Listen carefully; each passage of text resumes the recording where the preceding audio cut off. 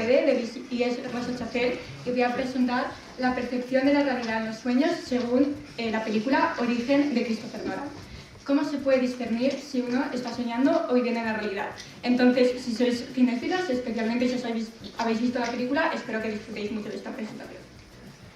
Primero vamos a hablar de mi motivación y la pregunta de investigación, después un poco del procedimiento de la formación de la monografía, los problemas que he tenido y cómo los he afrontado, y una pequeña reflexión. La motivación y la pregunta de investigación. La motivación de mi tema surgió tras ver la película, y la película presenta un equipo de espías que se pueden infiltrar en la mente de las personas y entrar en sus sueños para así robar información. Una cita destacable de la película es: los sueños nos parecen reales mientras los tenemos, solo cuando nos despertamos nos damos cuenta de que algo no cuadra. Me parece una cita muy importante, ya que resume toda la cuestión que surge a partir de la trama. Me di cuenta de que estaba muy ligado también a la filosofía, ya que presenta el concepto de los sueños para explorar la fragilidad de nuestras percepciones y introduce muchas otras cuestiones, ya sea el control de los sueños, la duda escéptica y la angustia epistémica, que ya comentaremos más adelante. Me parece que es muy relevante tener una certeza en nuestro conocimiento y qué implicaciones tiene no tenerla. Y de ahí surgió mi pregunta de investigación, que es: ¿cómo se puede discernir si uno está soñando o viviendo en la realidad? Pasamos al procedimiento, que voy a hablar de la estructura, las fuentes y la argumentación. Empecé fijando un índice en el que comentan de orientación, y me parece una parte fundamental para tener una base de la que apoyarse y empezar el proceso de investigación. Lo dividí en introducción, en la que hablo de la motivación y cómo surgió el tema.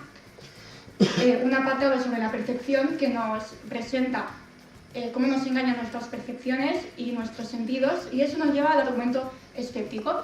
Comentamos el papel de las creencias e intencionalidad en los sueños y el problema del genio maligno de Descartes.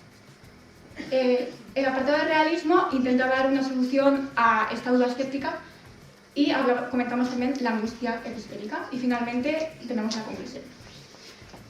Después de tener el índice, empezamos un proceso de recopilación de fuentes. Comenzamos con una visualización de la película y una selección de escenas clave que puedan ser relacionadas con posturas filosóficas. Y después de eso, hacemos una selección de textos y filósofos y qué argumentos apoyan nuestra pregunta de investigación. Para esta selección creo que es importante leer detenidamente cada uno de los capítulos que tienen relación con nuestro tema y hacer una selección de las referencias textuales que vamos a usar para luego poder aplicarlas. Y también creo que es bastante útil apuntarse cómo lo podemos criticar o qué aporta a nuestra pregunta de investigación también a lo largo. Después de tener todo esto, empezamos con el proceso de redacción, y esta es la estructura que he seguido para dar mis argumentos. Primero nos preguntamos qué cuestiones nos presenta la película.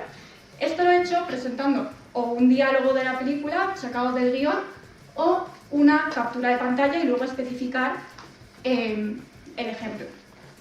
Después lo hemos relacionado con un argumento de filósofos y la parte más importante es tener una perspectiva crítica del argumento y una postura propia. Como un ejemplo, he puesto que la peonza es un método que usa el protagonista para comprobar que su sueño no está siendo controlado por otra persona. Es decir, está intentando salir del problema del genio maligno de Descartes. Es decir, hay un ser, un omnipresente, que controla nuestras experiencias y nuestras experiencias y entorno. Después analizamos qué aporta esto a la pregunta de investigación y hacemos la pregunta de: ¿es un método fiable para salir de la duda escéptica? Entre el resto de argumentos tratados en la zona de percepción, nos preguntamos cómo podemos confiar en nuestros sentidos si ya nos han engañado anteriormente en un estado ilusorio. Es decir, los sueños nos hacen percibir nuestros sentidos como si fueran algo real. no somos engañados mientras soñamos.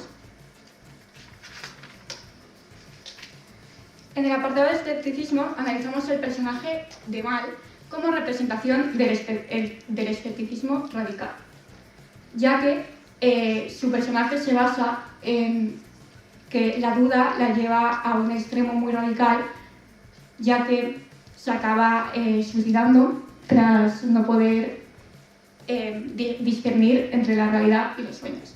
También discutimos el papel de la intencionalidad en los sueños mediante argumentos de Ernest Sosa y nos preguntamos qué realidad implican nuestros sueños, ya que es un reflejo de nosotros mismos y normalmente hay una verosimilitud muy grande. Después introducimos el término de angustia epistémica, que es el estado de ansiedad y confusión que surge tras no poder discernir entre nuestras experiencias reales y las que no lo son. Y usamos el personaje de Cobb, que es el protagonista, como la salida de la duda escéptica. Problemas que he tenido como investigación y cómo los he solucionado. Al ser una monografía de filosofía y basada en una fuente cinematográfica, es decir, no filosófica, hay que la justificación y la vinculación a la película tienen que ser muy claras. Es decir, tiene que haber una descripción coherente y detallada y una buena selección de escenas. Después, a mi parecer, la parte más difícil de la monografía de filosofía es el desarrollo de una perspectiva crítica y el razonamiento y argumentación personal. Es la base del criterio C de calificación y para abordar este criterio creo que es importante tomárselo con paciencia, volver a la pregunta de investigación y preguntarse cómo se resuelve según el ejemplo que se ha dado y además qué postura tienes tú ante cada argumento. Es importante pararse en cada argumento que das y tomarse el tiempo para poder desarrollar esa crítica. En el proceso de redacción también me he encontrado con momentos de bloqueo en los que he tenido que o descartar argumentos o cambiarlos totalmente. Lo importante aquí es tomárselo también con calma porque normalmente en el proceso de investigación cogemos muchas ideas con bastante sutileza y eso se puede usar, entonces es bastante fácil de solucionar si te lo tomas poquito a poco. Una reflexión. La imagen es el personaje de Mal cuando su duda estética la lleva a la muerte. Bueno, ¿qué me aporta personalmente la monografía? Creo que es una experiencia bastante enriquecedora en términos de conocimiento y además me aporta una mejora de mi pensamiento crítico, la argumentación y una defensa de ideas. También es muy importante ya que hacemos un análisis de puntos fuertes y débiles en uno mismo y desarrollamos una capacidad personal de mejoramiento. En mi experiencia ha sido una experiencia bastante agradable e incluso divertida. Este tema me parece que sigue siendo muy relevante hoy en día y, como la película, sigue siendo muy comentada en las artes